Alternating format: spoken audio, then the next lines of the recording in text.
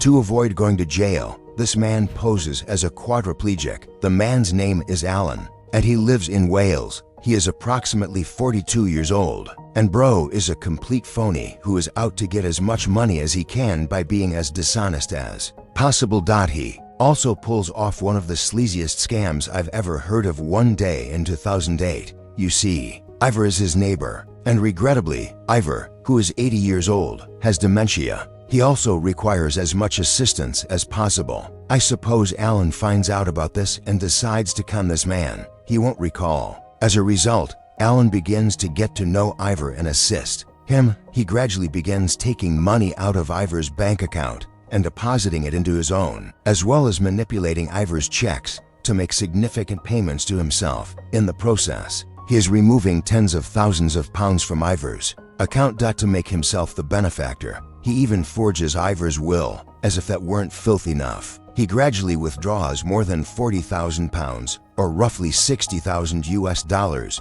from Ivor's account. Naturally, poor Ivor is unaware of all of this because he suffers from dementia. Furthermore, he probably wouldn't be believed even if he did tell someone. Allan, meantime, is treating himself with all of this extra cash. He enjoys taking trips and going shopping. But here's the deal. Additionally, Ivor occasionally receives assistance from social workers, and eventually, they're examining his finances, or whatever, and they say, hold on a minute. They also observe that many of his life savings have vanished, therefore, it must be stolen. They then report it and notify the local police. Police then begin their investigation. Additionally, they quickly begin to focus on the turd who recently gained access to Ivor's life, Allan. Good old Allan. Allan then turns into a top suspect. Finally, in 2011, they have sufficient proof, and then they take him into custody. They then bring him in and begin grilling him about the money that has been missing. Furthermore, Allan is a phony. He is an infamous bullshitter. He tells them a fictitious story about his estranged son right away,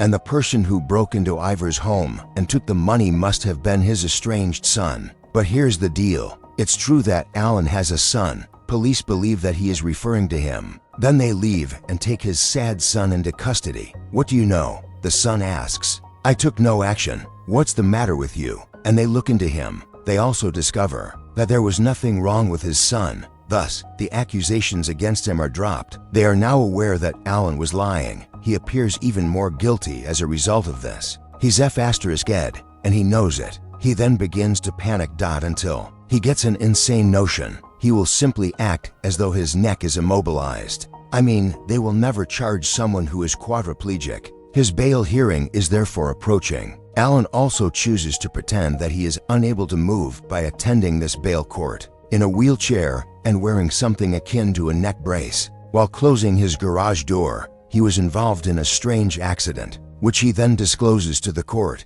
and he shattered his neck after falling. He's paralyzed from the neck down already, and that he occasionally experiences convulsions. Additionally, he occasionally goes into a coma. In light of all of it, they ought to release him on bond. And despite the fact that he is a complete jerk. As if he's alright, the court must believe him. They also give him bail, and he's free now. But it's not yet over for him, because his primary trial is still pending, and he will spend years in prison if he is prosecuted there. Allan simply continues the deception. As a result, he acts as though he is crippled. Additionally, the authorities are still looking into his theft from Ivor. Additionally, they will visit his home in an attempt to speak with him. However, he will act as though he is in a coma and cannot communicate with them. His wife is also present. She also seems to be complicit in this entire plot. Helen is her name. Oh, he can't talk to you because of his garage door accident. Helen will say to the police he's unconscious,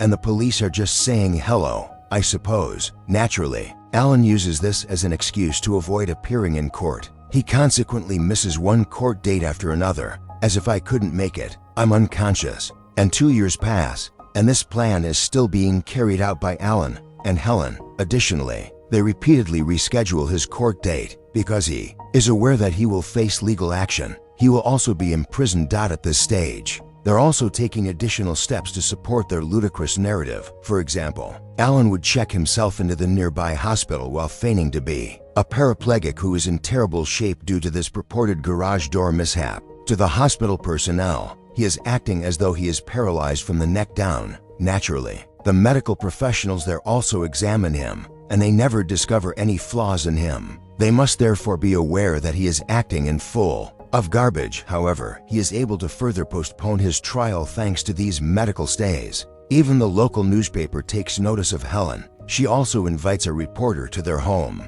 I suppose in an attempt to gain media attention to support their argument. Additionally, the journalist obtains pictures of Allan posing as someone in a coma while connected to numerous devices. For example, this is a photo of him. This is an additional photo of him. He and Helen are shown here. Another picture of him with Helen. Bro is putting on a lot of effort. Even if this is absurd, it's working, since he consistently poses as crippled or in a coma. They are unable to convict him and hold a trial, hence, he is still not behind bars. Up until police aren't dumb anymore. They are aware that there is a problem with Allan. He is a liar. He isn't disabled at all. They then begin visiting that nearby hospital and interrogating the employees. Furthermore, I'm not sure what kind of HIPAA-like regulations exist in Wales. However, the staff quickly exposes him. They are apparently informing the police that they witnessed him writing things down, feeding himself, and sitting up in bed. It's difficult to do certain things when you can't use your hands. In addition, cops are now thoroughly probing him. Additionally, they are searching for any film of him that they can locate.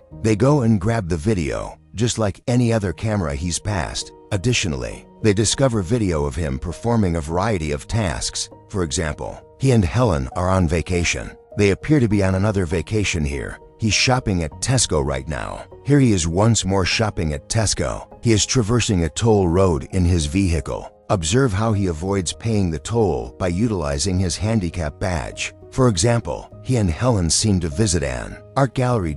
They attend a wedding as well. Additionally, they make an entire vacation to Legoland. When the police witness all of this, they say, I knew it. This is not immobilized. In 2014, prosecutors used all of this information to persuade the court to finally call Allan out on his deception. Additionally, they mandate that he attend this hearing. When he arrives at the courthouse, Helen essentially ushers him to the hearing. Allan Knight, who has maintained that he is unable to walk, showed up in court today in a wheelchair. Prosecutors show all these photos and recordings of him driving, walking, and acting completely unimmobilized throughout the trial. Then all of a sudden Allan is found guilty. His mugshot is this. According to British prosecutors, Allan Knight embezzled almost $60 from an elderly neighbor who had Alzheimer's disease. And because Helen participated in this scheme as well, she is also found guilty. Although I don't exactly have a mugshot of her, this image shows her in a dejected mood.